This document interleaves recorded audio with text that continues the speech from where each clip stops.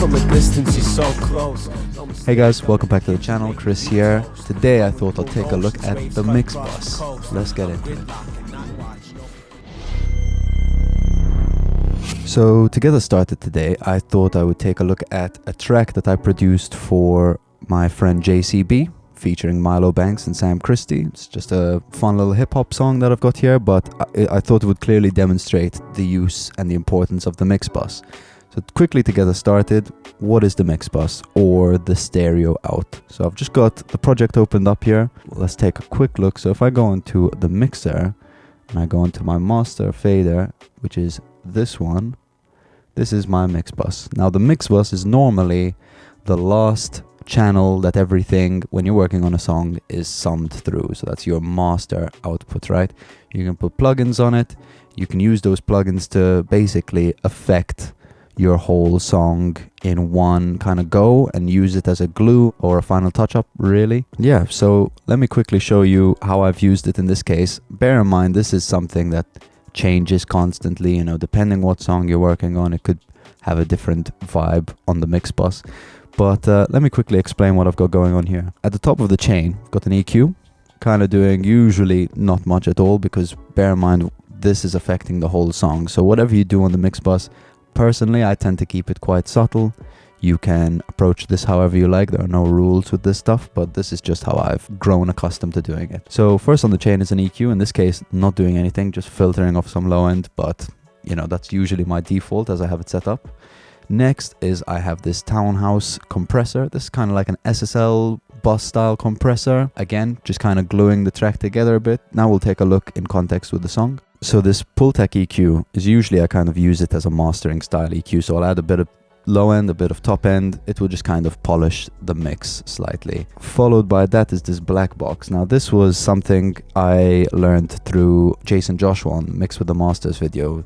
He absolutely raves about this plugin, so I started using it and it's fantastic. It's basically like some harmonic saturation, some odd harmonics and even harmonics. You'd really have to look into it to understand the full details of this, but I'm using it quite subtly just to add a little bit more excitement to the overall song. Followed by that is the Oxford Inflator. Again, this is one of those magic plugins that you're not really sure what it does. I believe it's a little bit of kind of limiting, maybe some saturation, but looking at the GUI, it's basically just an effect and a curve that you're playing with, so there's not too much, but it sounds amazing. So nonetheless, it's going on the mix bus. So next up on the mix bus, I've got this Studer tape machine. Again, I'm kind of using this as a glue as well as a bit of kind of EQ, because it does give you a little bit of low end, smooths out a bit of the top end. That's kind of how I'm using it.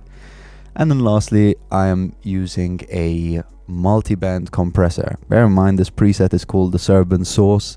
If you know who Serban Ganea is, he's like one of the top mix engineers, and one of my friends found a preset that might be his. I don't know, but we've been using it for a while and it sounds great, so take note of the settings if you want to try it out. So that's kind of how my mix bus is set up for this song in particular. Let's just take a look at what the song sounds like with and without it, so you can see how much kind of heavy lifting this is doing to the mix. All right, I'll play from the end of the chorus going into the main verse. Can't seem to get around. Can't seem to get around. Don't walk away, 'cause I can't take no more, and I can't seem to get around. There's no escape from a distance, you're so close. No mistake, I'm in the kitchen making you toast. Going through an ocean's waves cut across the coast. I'm gridlocked and not watch no. So you can hear it's literally, it's kind of like it's taken off the mask of the song, you know. It's without the mix bus, it sounds a bit dark, a bit cloudy. You can't really make out a lot of the details, but when you flick the whole mix bus on, boom, clarity, low end, punch, like all of these things that, you know, a lot of people might expect you would get throughout working on the mix. But when you've got the whole mix kind of working together and then you give it this extra little push, this a bit of headroom that you can, you know, get a bit more information out of the song, it works wonderfully. So you've heard me toss around a couple of words like glue and whatever, and they're terms that people toss when they're talking about the mix bus because it's doing a specific job to the song. In this case, let me specify what plugins, what I would consider adding glue. In this case, we've got this compressor, we've got the Oxford Inflator and the tape. I'll just turn those off and you can hear kind of what they're doing in terms of adding punch and making the song kind of squash together in a nice way. So let's listen to that real quick. Can't seem to get her out. Can't seem to get her out. Don't walk away 'cause I can't take no more and I can't seem to get her out. There's no escape, from a distance you're so close. No mistake, I'm in the kitchen making you toast. Going through motions, waves cut across the coast. I'm gridlocking, not watching, always do the most. So out of the 3 plugins, I would say the Townhouse compressor, this SSL, this is like an old school SSL compressor basically, seems to be doing the majority of the heavy lifting. It's adding a little bit of volume for a start, I'm sure you can all hear that. It's also kind of maybe adding a bit of tone, a bit of top end. I hear the vocals kind of become a lot more present from it. But yeah, also just kind of bringing the peaks of the song and the quieter parts and just kind of bringing it together to make it slightly less dynamic but a lot more exciting. So followed by that we've got the Oxford Inflator. Again, this I have no idea what it's doing. Let's just give it a listen on and off and we'll play with it. Can't seem to get her out. Can't seem to get her out. Don't walk away 'cause I can't take no more and I can't seem to get her out. There's no escape, from a distance you're so close. No mistake, I'm in the kitchen making you. It's kind of like a weird transparent limiting. Like you can hear it's kind of adding a bit of volume, but the ratio as to which, you know, the gain is added to the overall song is actually quite subtle. This is why it's a bit of a magical plugin, is because it sounds like it's getting louder, but it's not getting ridiculously louder. So it always helps with that, getting a bit more excitement and gain out of your song in the final stages. And then lastly, we've got that Studer tape machine. This I've got it set up on 30 IPS and 400, the 456 tape style. This would have been something I would have just kind of flicked on as I was setting up the mix bus. Usually I have a quick flick through all the different tapes and all the different tape speeds and see which one I kind of settle on. Normally I'm kind of going for something like the GPS on 30 because I like the tone it brings.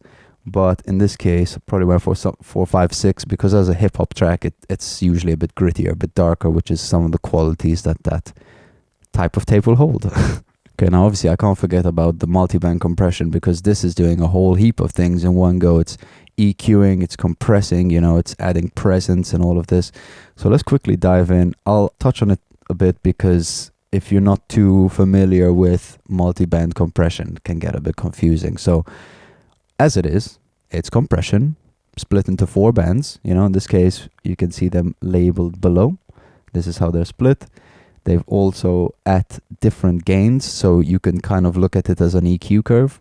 But then it's kind of a dynamic EQ curve because as the song plays, it starts to move, it starts to change, you know. I like to look at this as a final stage because you're making sure your low end is in check, you're making sure your high end isn't too in your face and sharp, you know, it's doing a lot of controlling. It's kind of making sure you're in the right ballpark before the song goes out. And especially I like to rely on it because my room isn't necessarily the most treated room and it gives me a bit more of a secure feeling that the song is going to be taken care of. So that's pretty much the example of how I would use these plugins on my mix bus in this particular song. Obviously it's specific depending on whichever song you're working on. For the sake of the example, I'm just going to close this. I'll open up Ableton, make a quick beat and just see what it can add to maybe a production you're working on. Okay, so cut to about half an hour or so later. I've just put together this little beat to kind of show off the example of a mix bus on a production.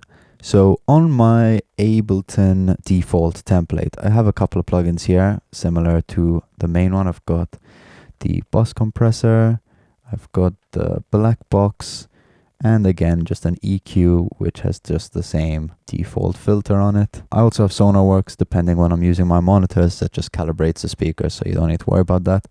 But how I would approach this, I've made said beat roughly. So now I would go into my compressor and I would just make sure that's ticking a little bit just to give it a little bit more dimension in the mix, a little bit more excitement, punch, you know, controlling those dynamics a bit. So let's check that out.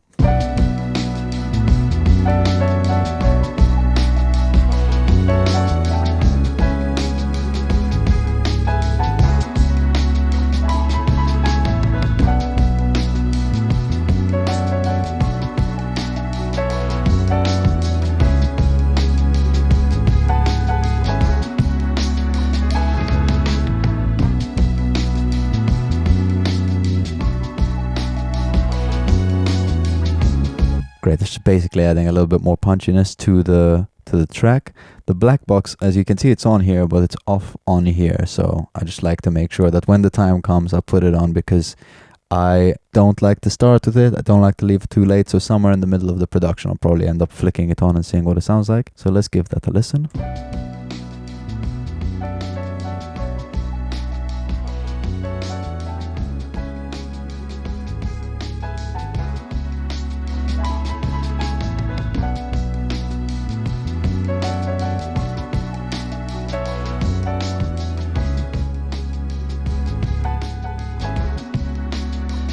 So you can see, because the level's quite low, it's not doing too much in terms of adding harmonic saturation. It's adding a little bit of volume, but also if you don't really understand what this plugin does, you might want to check out my video there. That will be guided to how to destroy drums with distortion. And I basically walk through this plugin. So if you want to figure out how I use this in other uses, maybe check that out. But yeah, in terms of using it on the whole mix, fantastic. I highly rate it. It always adds a little bit more excitement, whether that's in the low end or the high end, or just generally the whole mix. I like what it does overall, so that tends to go on. Now, obviously, depending if I'm producing a song or mixing a song will also depend how much plugins I put on my mix bus, because I know personally when I finish a song, I got to bounce out all the stems, so that when I'm mixing it or another person is mixing it, I'm, not giving them a full fat project file that they have to sift through. But then what happens to the mix bus? Do you have to bounce all the stems through the mix? Like, how do you give someone stems when you've got a whole mix bus?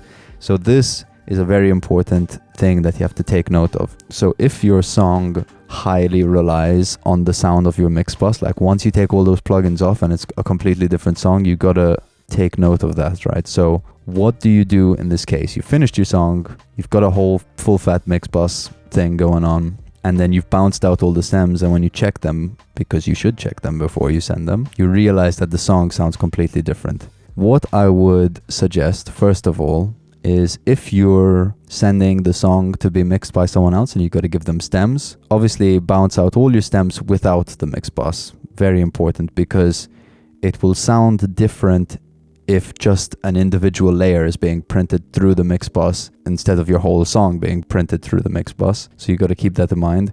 Also, if someone else is mixing it, just create them a project file with your mix bus settings on it, or give them screenshots, so they can put in all of your layers, and then add, if they have the same plugins, add the mix bus on top of it, and hopefully that will keep the consistency between the two songs. What I like to do is, if I'm mixing it myself, I'll usually take screenshots of all my mix bus, and because they're pretty much the same between my two templates, it doesn't change that much. But if I was giving it to someone else, I'll make sure that I might just even give them, if they work in Logic or Pro Tools, I'll just send them a session with all the bounce stems, with my mix bus and the settings appropriately. So when they start mixing, they can say, oh, okay, this guy's using some plugins on his master bus, so I'll have to take note of that, because once you turn it off, you'll hear the difference clearly.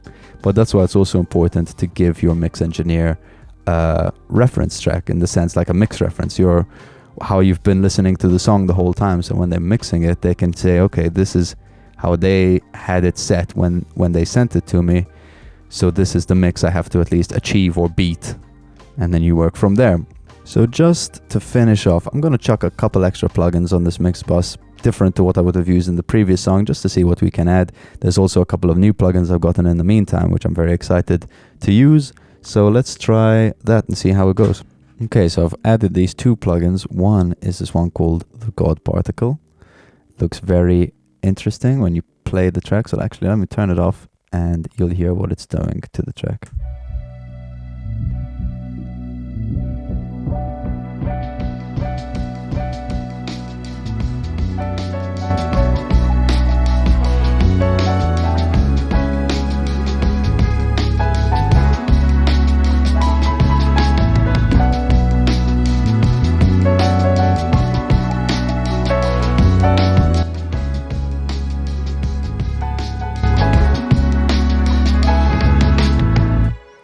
So that's the God Particle. And then lastly, I've got this one called Standard Clip. Again, another specific tool, but let's hear what it's doing.